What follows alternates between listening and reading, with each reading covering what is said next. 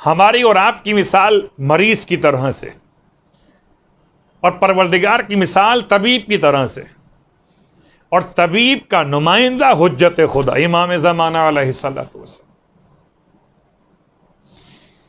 और रुमैला की रिवायत को बार बार याद किया कीजिए,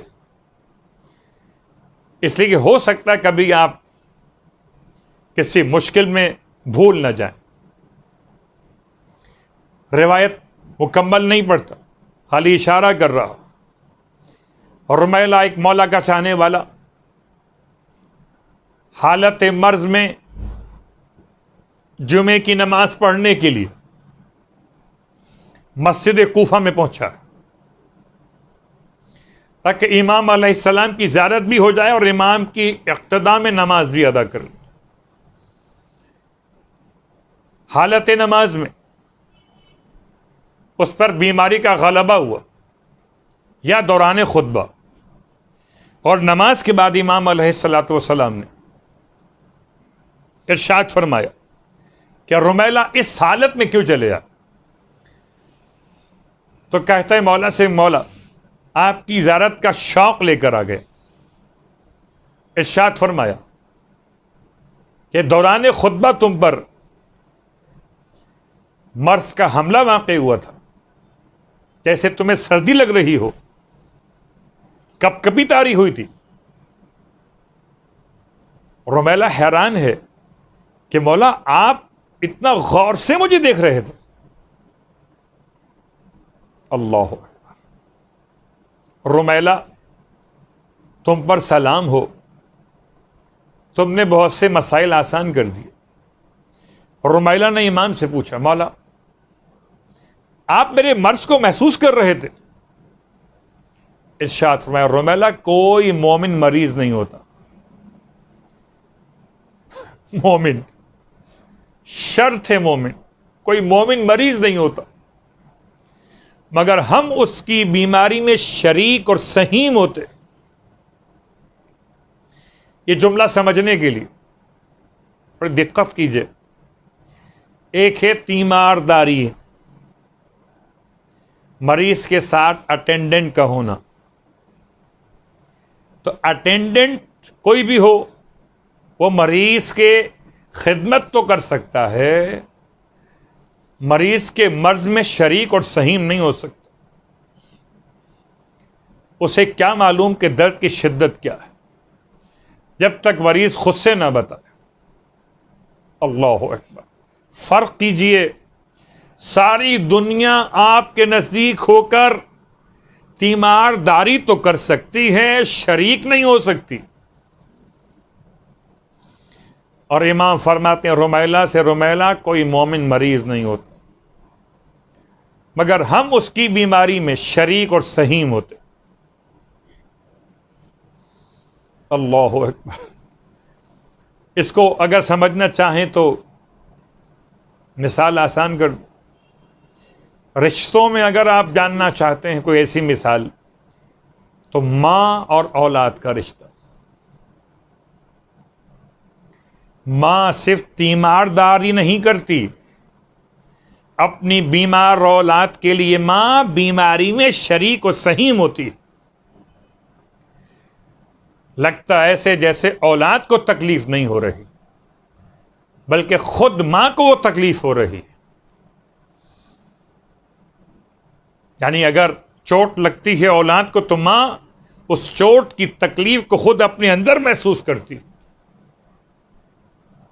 यह भी शरीक और सहीम नहीं है। इमाम रुमैला कोई मोमिन बीमार नहीं होता, मगर हम उसकी बीमारी में शरीक और सहीम होते।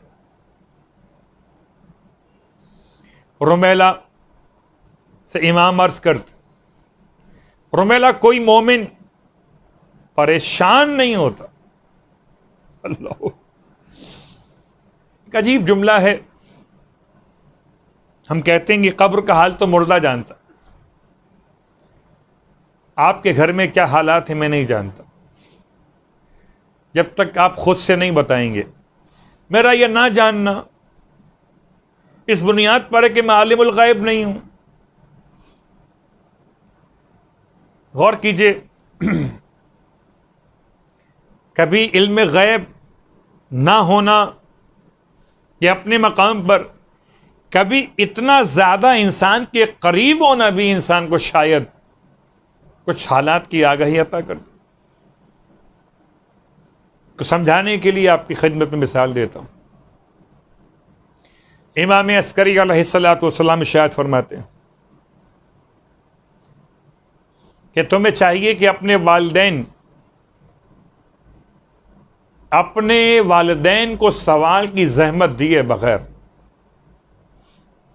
उनके मुद्दों को पूरा कर दिया करो। यही रिवायत इमाम जाफर सादिक अलैहिस्सलातु वस्सलाम कि तुम्हारे वालिदैन को ज़हमत सवाल भी ना हो, इससे पहले कि तुमसे वो कुछ कहें तुम उनके सवाल से पहले उनके मुद्दों को पहचान के मुकम्मल कर पूरा कर दो। कैसे मुमकिन है? जब तक मुझसे वालिद साहब कहेंगे नहीं प्यास लगी है तो पानी कैसे पिलाऊंगा? जब तक वालिदा कहेंगे नहीं कि दवा चाहिए, तबीयत खराब है, कैसे दवा दूंगा मैं? अल्लाह अकबर। अगर ये बात समझ में ना आ रही, एक जुमला याद रखें, मोहब्बत की अपनी जुबान होती है और जुबान को कोई लुगत नहीं चाहिए। इतना करीब हो जाओ अपने वालिदैन से कि वालिदैन को कहने की जहमत न हो और उनके सवाल से पहले उनके मुद्दों को पूरा कर। अल्लाह अकबर। तो करीब हो सकते हैं ना। इस तरह औलाद से वालिदैन करीब हुआ करते थे कि बच्चों को बोलना कब आता था? रोना आता था। बस मां समझ लेती थी कि रोना किस बुनियाद पर है। प्यास लगी है, तबीयत खराब है, भूख लगी हुई है, नींद आ रही है।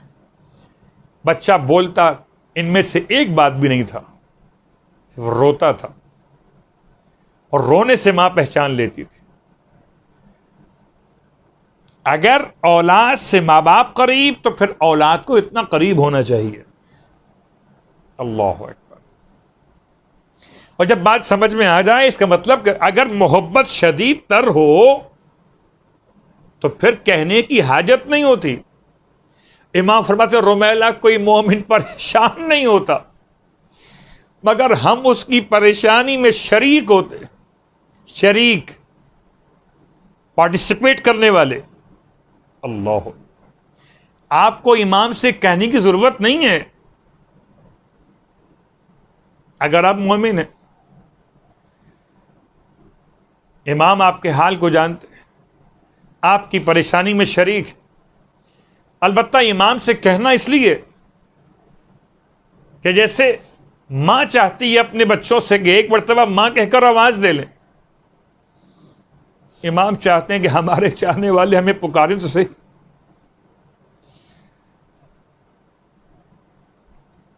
कितने मुश्किल हालात हों, कितनी परेशानियां हों, याद रखिए कि परवरदिगार आलम का निजाम, परेशानियां उसके साथ आसानियां। ज़माने गैबत, हुज्जत खुदा, इमाम के अल्फाज, रुमैला मौला कायनात के जुम्मे।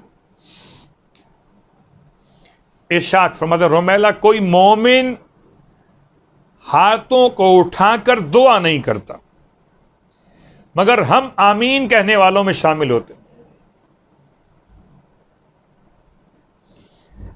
बहुत सारे मोहब्बत करने वाले आपकी दुआओं पे आमीन कहते हैं। एक उमूमी दुआ है, एक खुसूसी दुआ है। मैं आपके साथ शेयर करना चाहूंगा। हमने अपने बुजुर्गों से ये बात सुनी और देखी। पूरे खानदान भर के बच्चों के, बच्चियों के, बहुओं के, बेटियों के, दामादों के नाम ले लेके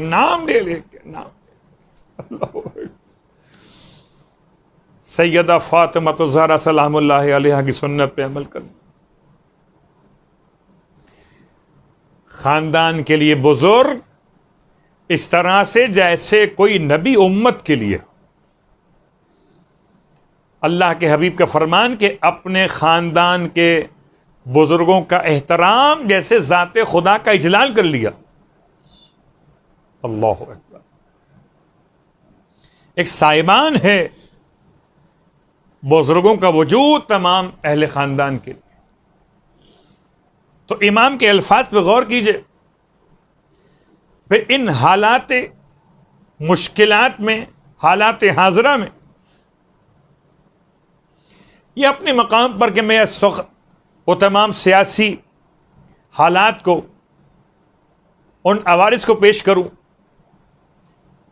कि कौन सी जंग है जिसकी बुनियाद पर यह वायरस यहां तक पहुंचा, यह अलग मौजू है। हमारा और आपका मौजू ये नहीं। ठीक है, अपने मकाम पर जिम्मेदारी है कि साहिबान ईमान बाखबर रहें इन हालात व वाक़यात। लेकिन तसव्वुर कीजिए दो बातों का।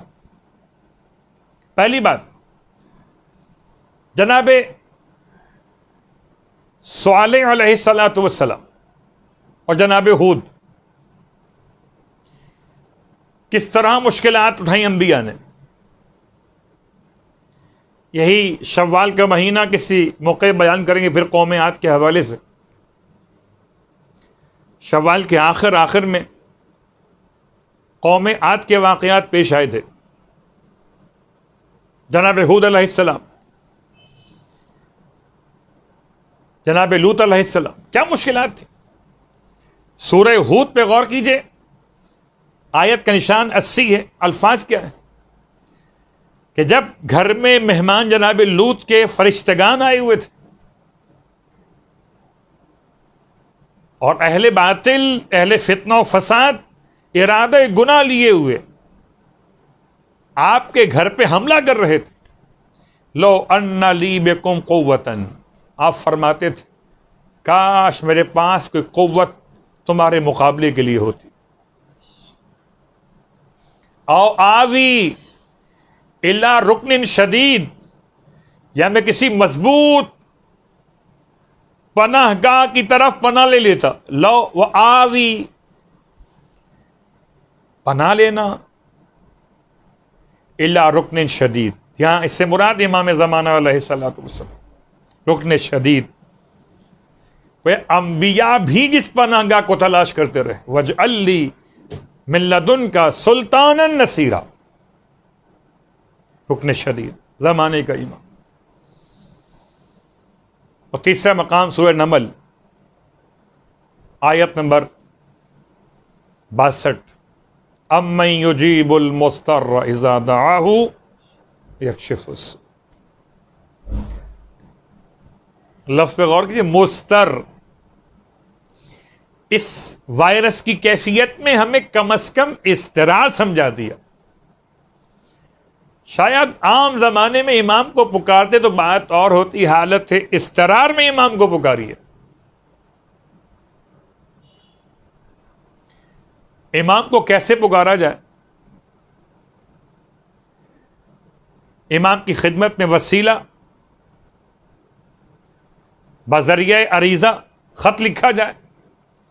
नमाज इमाम ज़मान या इस्तगासे इमाम ज़मान या फ़र्ज की दुआ,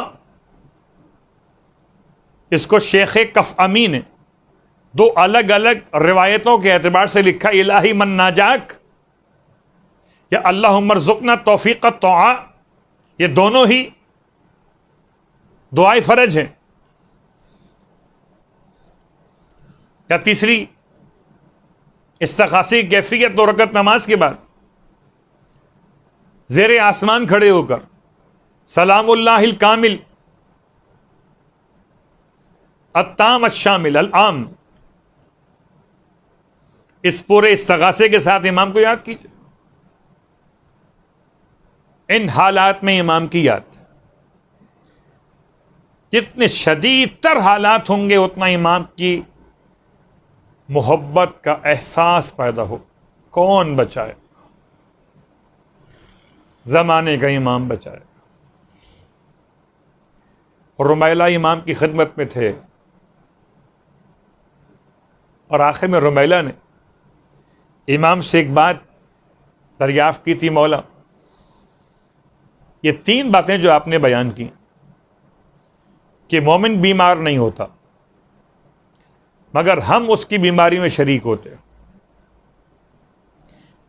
मोमिन परेशान नहीं होता मगर हम उसकी परेशानी में शरीक होते, मोमिन दुआ के लिए हाथ उठाकर खुदा से दुआ नहीं मांगते मगर हम आमीन कहने वालों में शामिल होते। बोला ये तो बताइए कि ये तीनों शरफ सिर्फ आपके ज़माने के मोमिनीन के लिए? तब इरशाद फरमाया मौलाए कायनात अली इब्न अबी तालिब अलैहिस्सलातु वस्सलाम कि रुमैला हर ज़माने के मोमिनीन अपने ज़माने की हुज्जत के साथ ऐसे ही मरबूत रहते हैं। वह कल का मोमिन कल का मौला। ज़माने अमीरुल मोमिनीन के मोमिनीन के लिए मौलाई कायनात, उसके बाद मौला हसन, उसके बाद मौला हुसैन, और आज के दौर के मोमिनीन मोमिनात के लिए इमाम ज़माना अलैहिस्सलातु वस्सलाम।